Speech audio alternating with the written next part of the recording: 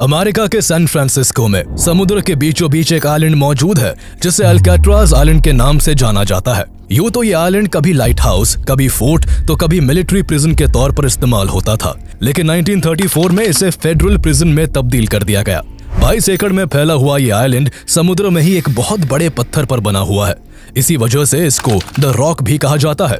1934 से लेकर 1963 के बीच इस जेल में एक से बढ़कर एक खूंखार कैदियों को रखा गया, जिनमें अल कैपोन, जॉर्ज केली, एल्विन कार्पिस और रॉबर्ट स्ट्राउड जैसे खतरनाक मुजरिम शामिल थे। देश के टॉप क्रिमिनल्स को कैद रखने के लिए इस जेल को इस तरह से तैयार किया गया था कि किसी भी कैदी का यहाँ से भाग पाना लगभग नामुमकिन था। एक और जहाँ ये आइलैंड चारों तरफ से पैसिफिक ओशन के ठंडे पानी और तूफानी लहरों से घिरा हुआ है, तो वही दूसरी ओर ये अंदर से भी बेहद मजबूत था। जेल की सख्त सलाखें, हाईटेक सिक्योरिटी, चारों तरफ 12 फुट की कंटीले तारों की 2 फेंस, वॉच टावर्स पर 24 घंटे तैनात गार्ड्स और पूरे दिन में 12 बार कैदियों की जांच जैसे सख्त नियमों ने इस जेल को और भी मजबूत बना रखा था। ऐसी कड़ी निगरानी और सख्ती के कारण ये जेल कैदियों के लिए नर्क बना हुआ था। जिन भी कैदियों ने यहाँ से भागने की कोशिश की, उन्हें या तो पकड़ लिया गया या फिर वो मारे गए। अल्काट्राज के इसी अल्टीमेट मैक्सिमम सिक्योरिटी की वजह से इसे द इनएस्केपेबल प्रिजन का दर्जा हासिल था, यानी एक ऐसी जेल जहां से भागा नहीं जा सकता था।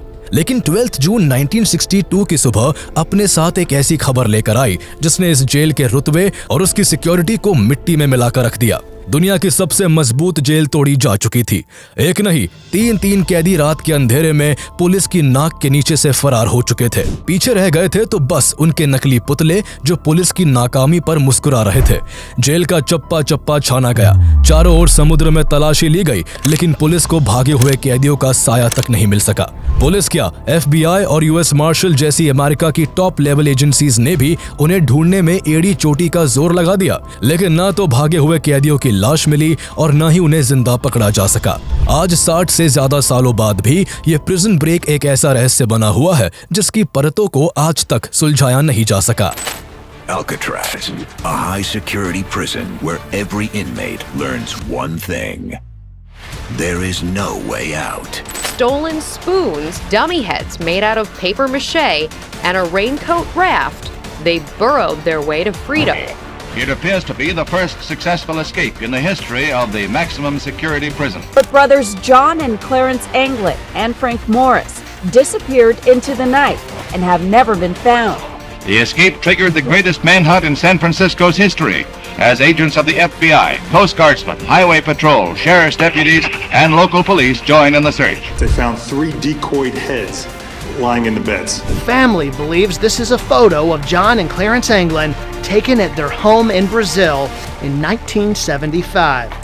इतिहास के सबसे मजबूत प्रिजन ब्रेक की कहानी के 4 मुख्य किरदार है, जिसमें पहला शख्स एलन वेस्ट है, जो चोरी के आरोपों में 20 से ज्यादा बार गिरफ्तार होकर जेल की सलाखों के पीछे जा चुका था। उसके बार बार क्राइम करने और जेल से भागने की कोशिशों की वजह से उसे 1957 में अल्काट्राज की जेल में ट्रांसफर कर दिया गया। कहानी का दूसरा मुख्य किरदार एक ऐसा शातिर और चालाक मुजरिम है जिसका IQ 133 था। इसका नाम फ्रैंक मॉरिस होता है, जिसे 11 साल की उम्र में ही उसके माँ बाप ने छोड़ दिया था और वो 13 साल की उम्र में ही क्राइम की दुनिया में कूद पड़ा। जेल के चक्कर काटते हुए उसकी आधी जवानी निकल चुकी थी, लेकिन फिर भी उसके गुनाह नहीं रुके। एक बार जब उसने एक बड़ी बैंक रॉबरी की तो उसे लुइसियाना स्टेट पेनिटेंशियरी में कैदी बना लिया गया, लेकिन ये शातिर मुजरिम कई जेलों की तरह वहां से भी भाग निकला, जिसके बाद उसे पकड़कर 14 साल की सजा काटने के लिए जनवरी 1960 में अमेरिका की सबसे खतरनाक जेल अल्काट्राज भेज दिया गया। इस कहानी के तीसरे और चौथे किरदार जॉन एंगलिन और क्लैरेंस एंगलिन है। ये दोनों भाई थे जिन्होंने 14 साल की उम्र में ही लूट, फरेब और डकैती करना शुरू कर दिया था। चोरी के अलावा कोई और काम जो इन दोनों भाइयों को ढंग से आता था वो स्विमिंग था, और दोनों भाई तैराकी में बहुत अच्छे थे, लेकिन उनकी चोरी की आदत ने उन्हें अल्काट्राज पहुंचा दिया। कोलंबिया सेविंग्स बैंक को लूटने के जुल्म में जहां जॉन एंगलिन को 1960 के अंत में 15 साल के लिए, तो वही क्लैरेंस एंगलिन को 1961 की शुरुआत में 10 साल के लिए अल्काट्राज प्रिजन में कैदी बना लिया गया। एलन वेस्ट, फ्रैंक मॉरिस और एंगलिन ब्रदर्स, इन चारों कैदियों में 2 बातें सेम थी। पहली ये कि चारों ही चोर थे और दूसरी ये कि अल्काट्राज आने से पहले ये जिन जिन जेलों में बंद थे ये वहां से भागने की कई बार कोशिश कर चुके थे, इसलिए इन्हें अल्काट्राज की मजबूत जेल में लाया गया जहां से कोई भी भाग नहीं पाया था। लेकिन ना तो पुलिस ऑफिशियल्स ने और ना ही अल्काट्राज को इनएस्केपेबल प्रिजन कहने वालों ने शायद सपने में भी नहीं सोचा होगा कि ये कैदी वो कर दिखाएंगे जो इससे पहले कोई नहीं कर पाया था और अल्काट्राज की शान और रुतबे पर हमेशा हमेशा के लिए कलंक लग जाएगा। एक जैसी फितरत होने की वजह से चारों कैदियों को दोस्त बनने में बिल्कुल भी समय नहीं लगा। मेस में खाना खाना हो, किसी एक्टिविटी में हिस्सा लेना हो या फिर ड्यूटी का कोई काम करना हो, ये जब भी अपनी अपनी सेल से बाहर होते तो एक दूसरे के नजदीक रहकर सबकी नजर से बचते हुए फुसफुसाकर अल्काट्राज से भागने की बात करते। एक तरह से इन चारों का एक परफेक्ट कॉम्बिनेशन था। जहां फ्रैंक मॉरिस काफी इंटेलिजेंट था और भागने का एक जोरदार प्लान बना सकता था, तो वही एलन वेस्ट वहां कई सालों से होने की वजह से भागने के लिए जरूरी सामानों का जुगाड़ कर सकता था। उसने 3-4 सालों में यहाँ रहते हुए जेल की बनावट और उसके लूप होल्स के बारे में काफी कुछ जान लिया था। इसके अलावा जॉन और क्लेरेंस एंगलिन स्विमिंग में माहिर होने के कारण अल्काट्राज के चारों ओर के समुद्र को पार करने की तरकीब सोच सकते थे। लेकिन इनके सामने परेशानी ये थी कि ये अलग अलग ब्लॉक में कैद थे। अपने प्लान को अंजाम देने के लिए सभी को एक ही ब्लॉक में एक दूसरे की सेल के पास होना जरूरी था। साथ ही सरप्राइजिंगली उन्होंने ये भी पता कर लिया था कि ब्लॉक बी ही ऐसी जगह है जिसके ऊपर की वेंटिलेशन शाफ्ट कंक्रीट से सील्ड नहीं है, यानी अगर कोई भागने का चांस था तो वो केवल ब्लॉक बी में रहकर ही हो सकता था। इसलिए बहुत चालाकी से काम लेते हुए उन्होंने किसी तरह जेल स्टाफ को मना लिया और चारों कैदी बी ब्लॉक में एक दूसरे के आसपास वाली सेल्स में शिफ्ट हो गए। उनका पहला टारगेट अचीव हो चुका था और अब चारों ने वहां से भागने का प्लान बनाना शुरू कर दिया। बी ब्लॉक सेल की वेंटिलेशन शाफ्ट कमजोर थी और कंक्रीट से सील्ड नहीं थी। वहां तक पहुंचकर कैदी छत पर चढ़ सकते थे और फिर वहां से भाग सकते थे। लेकिन सबसे बड़ा सवाल वेंटिलेशन शाफ्ट तक पहुंचने का था। बहुत सोच विचार के बाद उन्हें उनके सेल का वेंटिलेशन ग्रेट बाहर निकलने का अच्छा जरिया लगा। दरअसल हर कैदी की सेल में वेंटिलेशन के लिए एक मेटल की जाली होती थी जिसके पीछे एक बंद यूटिलिटी कॉरिडोर था जहां बहुत सारी पाइपलाइंस और हीटिंग डक्ट्स होते थे। वहां बहुत कम बार किसी का आना जाना होता था। सेल्स के पीछे का ये बंद कॉरिडोर इसी वजह से अनगार्डेड होता था। साथ ही इससे होकर छत की वेंटिलेशन शाफ्ट तक जाया जा सकता था। उन्होंने प्लान बनाया कि अगर किसी तरह उनके सेल की वेंटिलेशन ग्रेट्स को तोड़कर उसके आसपास के हिस्से को खोदकर होल को बड़ा कर दिया जाए तो उसके जरिए सेल से कॉरिडोर की तरफ निकला जा सकता है। इस प्लान के बाद चारों कैदियों ने वेंटिलेशन ग्रेट के चारों ओर कंक्रीट की 8 इंच मोटी मजबूत दीवार को खोदना शुरू कर दिया। उन्होंने इसके लिए किचन से चुराई गई मेटल की चम्मचों का इस्तेमाल किया। साथ ही प्रोसेस को फास्ट करने के लिए उन्होंने वैक्यूम क्लीनर मोटर से एक ड्रिल भी तैयार कर ली। दीवार को खोदने का काम म्यूजिक आवर के वक्त किया जाता, जब सभी कैदियों के लिए जेल में हर दिन 1 घंटे के लिए तेज आवाज में म्यूजिक बजता। इस तरह किसी को भी उनके काम की भनक नहीं लगती। साथ ही ये काम बारी बारी से किया जाता था। उनमें से कोई गार्ड्स पर नजर रखता और बाकी के अपना काम चालू रखते। इस तरह सभी की नजरों से बचते हुए खुदाई की जाती रही। दिन, हफ्ते और कई महीने गुजर जाने के बाद चारों ने आखिरकार अपनी अपनी सेल में सिंक के नीचे मौजूद वेंटिलेशन ग्रेट के आसपास इतना बड़ा सुराख कर लिया कि वो आसानी से वहां से पीछे बंद कॉरिडोर में निकल सकते थे। होल्स को छुपाए रखने के लिए उन्होंने म्यूजिक इंस्ट्रूमेंट्स, कुछ बड़े साइज के ऑब्जेक्ट्स और कार्डबोर्ड से बनाए नकली वेंटिलेशन ग्रेट का इस्तेमाल किया ताकि बाहर से देखने पर सेल के अंदर सब कुछ नॉर्मल लगे। उनके निकलने के लिए एक तरह से टनल तो तैयार हो चुकी थी और अब अगर वो चाहते तो किसी भी रात वहां से वेंटिलेशन शाफ्ट तक पहुंचकर उसे खोलकर छत पर जा सकते थे और वहां से गार्ड्स की नजरों से बचते बचाते भाग सकते थे। लेकिन वो इस तरह अल्काट्राज से बाहर निकल भी लेते तब भी उनके सामने खतरनाक समुद्र था जिसकी वजह से अभी तक के सारे एस्केप्स नाकाम रहे थे। इसलिए उन चारों ने सब्र रखते हुए ठंडे पानी और तूफानी लहरों को पार करने के लिए लाइफ जैकेट, बोट और पैडल जैसे जरूरी सामान बनाने का फैसला किया। ये सब बनाने के लिए उन्होंने वेंट की जगह किए सुराख से निकलकर कॉरिडोर के रास्ते अपनी सेल ब्लॉक के ऊपर एक सीक्रेट वर्कशॉप बनाने का फैसला किया जहां वो छिपकर अपने काम को अंजाम दे सकते थे। लेकिन ऐसा करने में मुश्किल इस बात की थी कि वो अगर अपनी सेल से बाहर रहकर ये काम करते तो उन्हें उनकी सेल में ना देखकर गश्त लगाने वाले गार्ड्स को उनके भागने का प्लान मालूम पड़ जाता। इसलिए गार्ड्स को चकमा देने के लिए उन्होंने प्लास्टर, टॉयलेट पेपर, साबुन और टूथपेस्ट से डमी हेड्स तैयार किए और उन्हें ज्यादा रियलिस्टिक बनाने के लिए उन पर पेंट कर दिया गया और सर पर बाल लगा दिए गए, जिन्हें क्लेरेंस एंगलिन ने जेल सैलून से कैदियों के बाल काटने के दौरान इकट्ठा किया था। अब जब भी उन्हें रात के समय सेल से बाहर रहकर यूटिलिटी कॉरिडोर के अंदर अपनी सीक्रेट वर्कशॉप में काम करना होता तो अपने अपने पुतले को बेड पर सुलाकर उसे गर्दन तक कंबल में ढक देते, जिसके अंदर बॉडी की शेप में कपड़े भरे होते थे। सेल के बाहर से देखने पर गार्ड्स को यही लगता कि कैदी सो रहे हैं।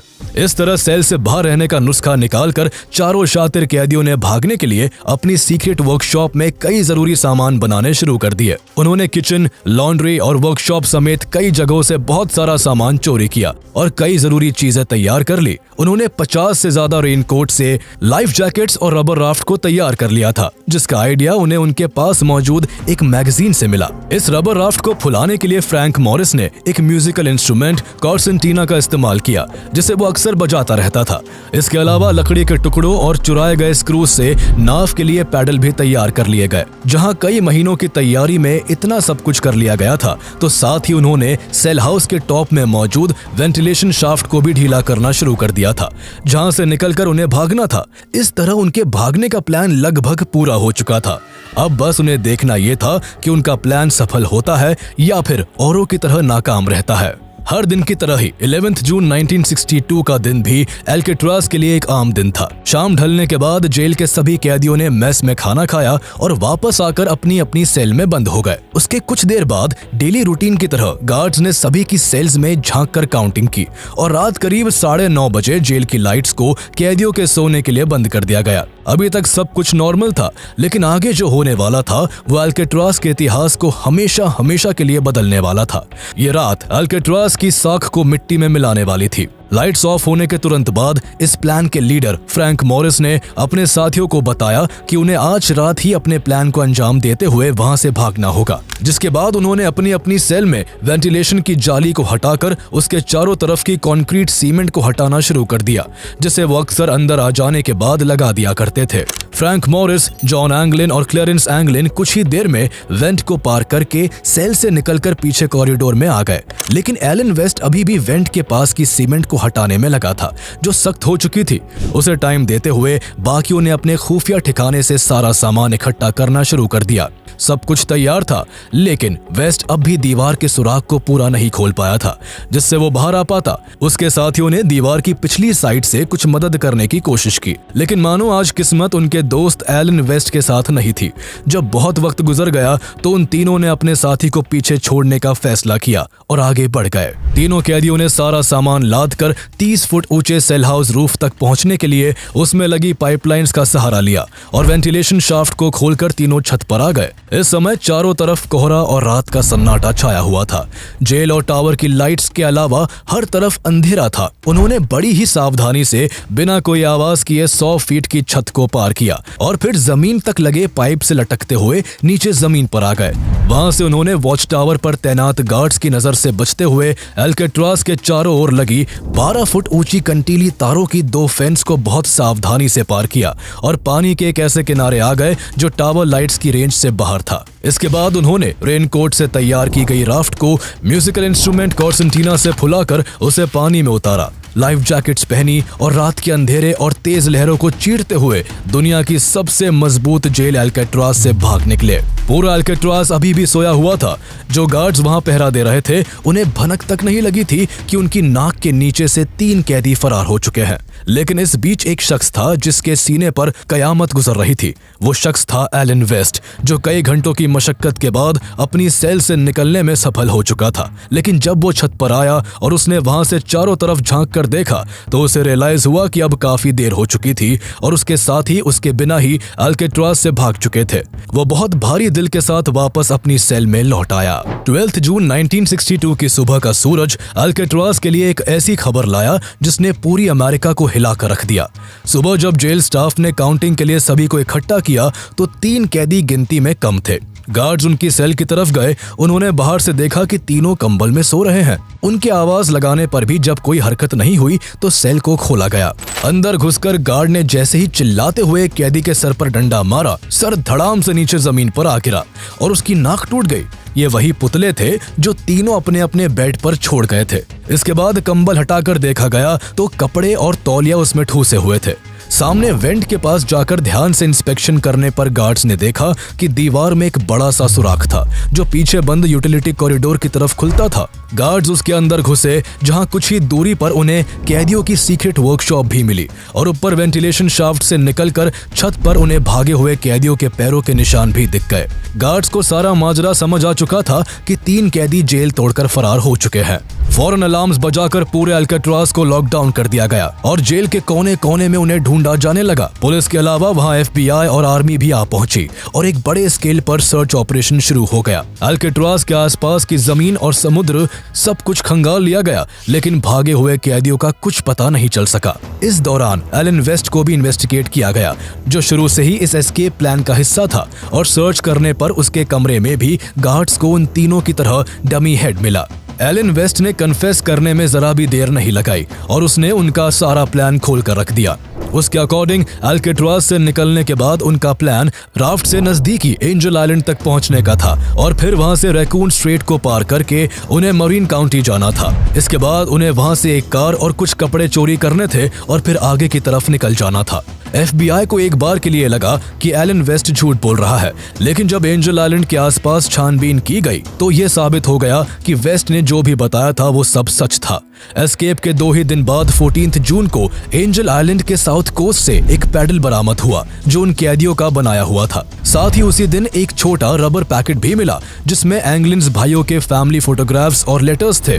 इसके कुछ दिन बाद इन्वेस्टिगेटर्स को गोल्डन गेट ब्रिज के तट पर उनकी नाव का फटा हुआ एक टुकड़ा और अल्काट्राज से 50 यार्ड्स की दूरी पर एक फूली हुई लाइफ जैकेट मिली जो उन तीनों में से ही किसी की थी। कोस्ट गार्ड्स, पुलिस, FBI और आर्मी को ये सब कुछ मिला, लेकिन भागा हुआ एक भी कैदी नहीं मिल सका। इन मिली हुई चीजों, भागने वाली रात के खराब मौसम और अल्काट्राज के चारों तरफ के ठंडे पानी और तूफानी लहरों को ध्यान में रखते हुए ये निष्कर्ष निकाला गया कि तीनों अल्काट्राज से भागे तो थे, लेकिन वो समुद्र की तेज लहरों को पार नहीं कर पाए। उनकी नाव बीच में ही डूब गई होगी, जिससे उनकी डूबकर जान चली गई होगी और उनका सामान इस तरह तितर बितर हो गया होगा। इसके अलावा अगर वो पानी से बच भी निकले होते तो भी उनके पास रहने, खाने और ट्रैवल करने के लिए पर्याप्त पैसे नहीं थे। साथ ही भागने के बाद उनके लिए चोरी कर पाना भी मुश्किल था, क्योंकि उनके नाम के वारंट निकले हुए थे। उनके फोटोग्राफ्स हर एक जगह छपवा दिए गए थे, जिस कारण उनके द्वारा ऐसा कुछ भी करने पर उन्हें तुरंत पकड़ लिया जाता। इसके अलावा उनके मरने की खबर को जो एक चीज बहुत पुख्ता करती थी वो ये थी कि एस्केप के करीब 1 महीने बाद 17 जुलाई 1962 को एक Norwegian cargo ship San Francisco के समुद्र से गुजर रहा था। तब उसके क्रू ने गोल्डन गेट ब्रिज से 20 माइल्स नॉर्थ वेस्ट में एक लाश को तैरते हुए देखा जिसने कैदी के कपड़े पहने हुए थे। हालांकि इसकी जानकारी क्रू FBI को उसी दिन नहीं दे पाया था, इसलिए फौरन वहां पर जांच नहीं की जा सकी। इस पूरी बात की खबर FBI को कुछ वक्त के बाद लगी और तब बताई गई जगह पर सर्च करने पर कोई भी लाश बरामद ना हो सकी। इन सभी बातों को ध्यान में रखते हुए इन्वेस्टिगेटर उन्हें मरा हुआ मानने लगते हैं, लेकिन कुछ बातें ऐसी भी होती है जो तीनों कैदियों के जिंदा बच निकलने की पॉसिबिलिटी को बहुत बल देती है। दरअसल अल्काट्राज के चारों ओर का पानी बेशक ठंडा और तूफानी लहरों से भरा हुआ है, लेकिन ऐसा नहीं है कि उसे कभी तैरकर पार नहीं किया जा सका। इनफैक्ट उन तीनों कैदियों के भागने के कुछ महीने बाद दिसंबर 1962 में अल्काट्राज से जॉन पॉल स्कॉट नाम का एक और कैदी भाग निकला था और वो बिना किसी बोट और लाइफ जैकेट के ही ठंडे पानी में स्विम करके सैन फ्रांसिस्को के किनारे तक आ पहुंचा था। हालांकि उसे बाद में कमजोर हालत में पकड़ लिया गया, लेकिन जब एक आम सा कैदी बिना किसी तैयारी के इस कारनामे को कर सकता था तो फिर मास्टर स्विमर्स रहे दोनों एंगलिन ब्रदर्स और चालाक फ्रैंक मॉरिस के लिए बोट और लाइफ जैकेट जैसी चीजों के सहारे किनारे तक आना कोई बड़ी बात नहीं थी। इसके अलावा पानी में किसी भी लाश को तैरकर किनारे तक आने में महज कुछ दिन का वक्त लगता है, इसलिए अगर वो तीनों सच में डूबकर मरे होते तो उनकी लाश कुछ दिन या कुछ हफ्तों में किसी न किसी किनारे पर आ जाती। जबकि असल में तीनों कैदियों की डेड बॉडी को कभी नहीं पाया जा सका। इन सभी फैक्ट्स के अलावा कुछ ऐसे दावे सामने आए जिन्होंने तीनों भागे हुए कैदियों के सर्वाइवल की बात को पक्का कर दिया। 1962 यानी वो साल जब तीनों कैदी अल्काट्राज तोड़कर भागे थे, उसी साल के क्रिसमस पर एंगलिन ब्रदर्स के परिवार वालों को अननोन नेम से पोस्ट कार्ड्स मिलना शुरू हो गए और एंगलिन्स की मां को मदर्स डे पर फूलों का गुलदस्ता आने लगा। पोस्ट कार्ड्स और गुलदस्ते का यह सिलसिला तब तक चला जब तक साल 1973 में एंगलिन्स की मां की मृत्यु नहीं हो गई। इसके बाद जब उनकी मां का फ्यूनरल हुआ तो उसमें 2 मिस्टीरियस लेडीज को देखा गया जो काफी टॉल थी। उन्होंने बहुत सारा मेकअप किया हुआ था और इससे पहले उन्हें कभी नहीं देखा गया था। इसके कुछ सालों बाद जब एंगलिन्स के पिता की मौत हुई तो उनके फ्यूनरल पर भी 2 लंबी दाढ़ी वाले अजनबी देखे गए जिन्होंने फ्यूनरल अटेंड किया। वो वहां कुछ देर रुके, कोने में खड़े होकर रोए और कुछ ही देर बाद वहां से गायब हो गए। परिवार वालों ने बाद में क्लेम किया कि ये जॉन और क्लेरेंस एंगलिन ही थे जो FBI की नजर से बचकर किसी न किसी तरीके से उनसे जुड़े हुए थे। उनकी मां के फ्यूनरल में भारी FBI की टीम भी उन्हें नहीं पकड़ पाई थी जब दोनों भाई औरत के भेस में वहां आए हुए थे। इसके अलावा उनके जिंदा बचने को लेकर एक और क्लेम सामने आता है। दरअसल जब एंगलिन ब्रदर्स के बड़े भाई रॉबर्ट एंगलिन की डेथ हुई तो उसने मरने से पहले अपने परिवार वालों से कहा कि कोई भी जॉन और क्लेरेंस की चिंता ना करे, दोनों सेफ है और वो 1963 से ही उनके संपर्क में रहा है। जहां एंगलिन्स के परिवार वालों के ये दावे उन दोनों के जिंदा रहने को बल देते हैं, तो वही एक दावा फ्रैंक मॉरिस के चचेरे भाई बड वाइट का भी है, जिसके हिसाब से फ्रैंक मॉरिस जेल से भागने के कई दिनों बाद उससे सैन डिएगो के पार्क में मिलने आया था। उसकी इस बात का उसकी बेटी ने भी समर्थन किया जो उस दिन उसके साथ वहां मौजूद थी। FBI के सामने इस तरह के बहुत सारे दावे आते रहे जो उन तीनों के जिंदा बचे रहने की बात को पुख्ता करते थे, लेकिन जांच करने पर FBI को कुछ भी नहीं मिला।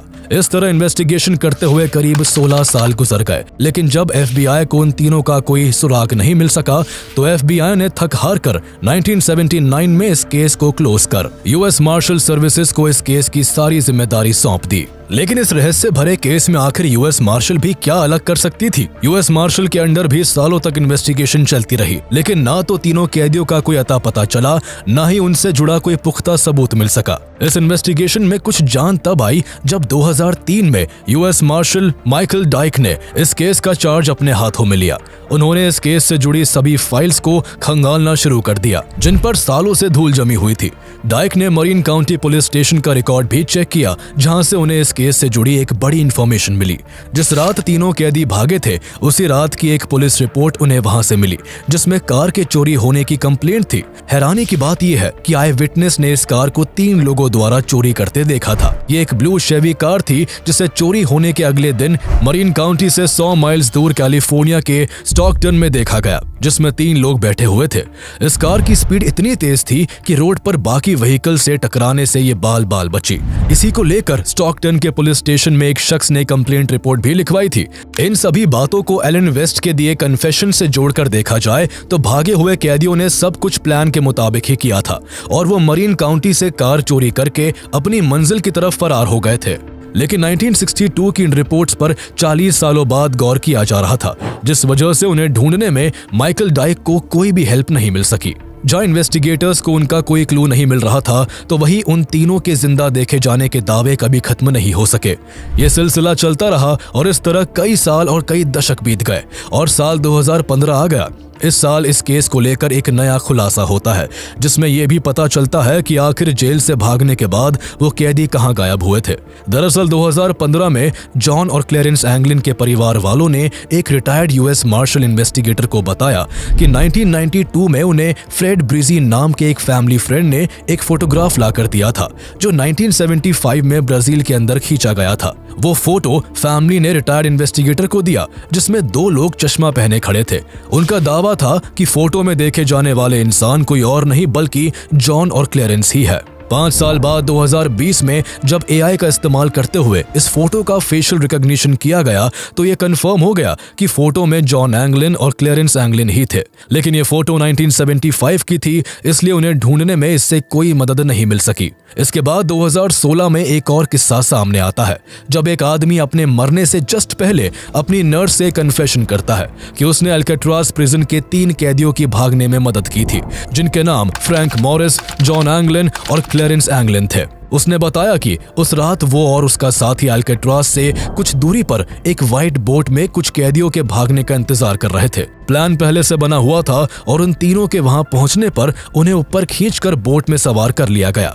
इसके बाद वो रात के अंधेरे में वहां से भाग निकले। दरअसल इससे ही जुड़ी एक जानकारी रॉबर्ट केकी नाम के एक पुलिसमैन ने एस्केप के जस्ट कुछ दिन बाद ही FBI को दी थी। उसने बताया था कि उस रात जब वो ऑफ ड्यूटी था तब उसने मरीना ग्रीन के पास अपनी कार में बैठे हुए अल्काट्राज से कुछ दूरी पर एक सफेद बोट को देखा था। बोट में कोई रोशनी भी नहीं थी, इसलिए हो सकता है इसी बोट के सहारे वो तीनों भागे हो। लेकिन उसके जरूरी पॉइंट को FBI ने कोई खास तवज्जो न देकर कोई जरूरी छानबीन नहीं की थी। 3 कैदियों का अल्काट्राज से भाग निकलने का यह रहस्य साल दर साल नए मोड़ लेता रहा।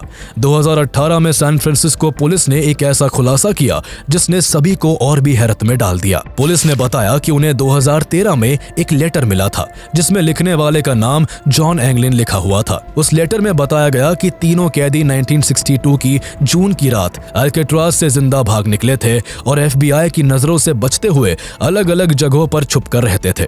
लेटर में आगे लिखा था कि फ्रैंक मॉरिस 2008 में और क्लेरेंस एंगलिन 2011 में मर चुका है और वो खुद 83 साल का एक सीक्रेट जगह पर रहते हुए कैंसर से जूझ रहा है। उसने अथॉरिटीज से अपील की कि अगर उसके मेडिकल ट्रीटमेंट का वादा किया जाए तो वो सरेंडर करने को तैयार है। इस लेटर ने इन्वेस्टिगेटर्स को भारी उलझन में डाल दिया था। जॉन के फिंगरप्रिंट्स, DNA और हैंडराइटिंग के जरिए लेटर का मूल्यांकन किया गया, लेकिन अथॉरिटीज को रिजल्ट्स इनकंक्लूसिव लगे और कोई नतीजा नहीं निकल सका। 11 जून 1962 की रात तीनों कैदी भागकर कहां निकले इसका पता आज तक नहीं चल सका।